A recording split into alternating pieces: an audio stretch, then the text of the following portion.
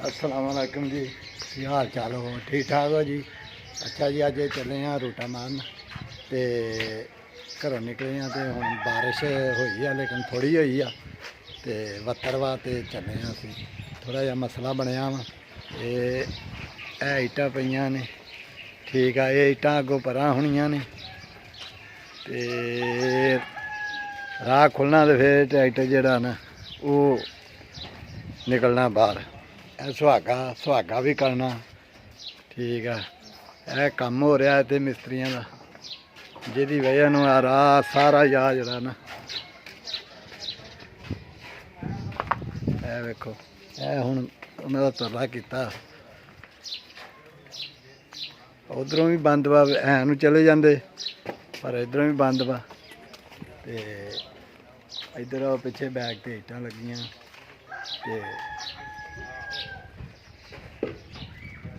इत्थे काम हो रहा पूरा बाजार ही ना बंद किया। हाँ जी हुण जाके ट्रैक्टर बहने टाकी शाकी मारन रहे कि नहीं।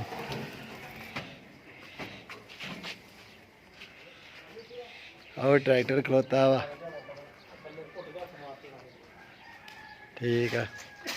ते बाहरों इट्टां चुकियां जांदियां ते फिर तुहानूं मरब्बे दी जाके सैर करावांगे, मरब्बे दी भी विखावांगे, तेल बीजण लगे ते रूटा किस तरह वजदा है, की हिसाब किताब है सारा वेखांगे। हाँ जी एक्सीवेटर पानी डे एक्सीवेटर च पाउण दी ठीक है। कुत्ती है जर्मन शावर्ड जिहदी वीडियो एक पहलों बना के ते चाढ़ी सी ਉਹਦਾ घर बनाया वेखो मुंडे ने कितनी मेहनत की है इन्ना प्यार करता अपनी कुत्ती नाल ते कुत्ती आ सूई सूई आ ते वो इत्थे नहीं रखी जा सकती बच्चे आ उन्हों आ इत्थे बैठ के अंदर ताड़िया ठीक है। ते वेखो पानी पुनी का चेक कंडे ने पूरा करके ते फिर बाहरों उन्हें जहाँ शायद इट्टां चुकियां जान ते फिर हो सकता भी उन्हें चेक नूं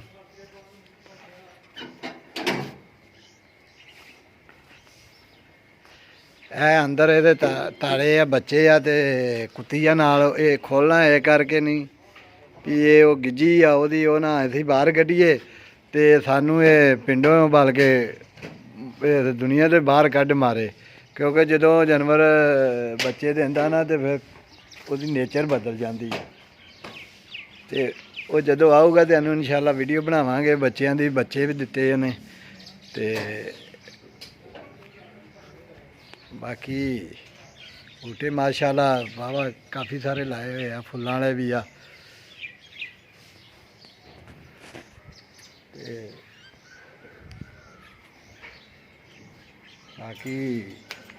जो भी आ हुण डेरे डूरे जावांगे ते नाले रूटा मारांगे नाले मारनियां ने हल्लां ते सुहागा तेल बीजन जाने आ ठीक आ ते वो भी तुहानूं इंशाअल्लाह वीडियो बना के चाढ़ांगे ते बाकी वीडियो चंगी लगे तो लाइक तो शेयर करो चैनल नूं सबसक्राइब करो तो दुआवां दे विच वीर नूं याद रखो। अल्लाह हाफिज़।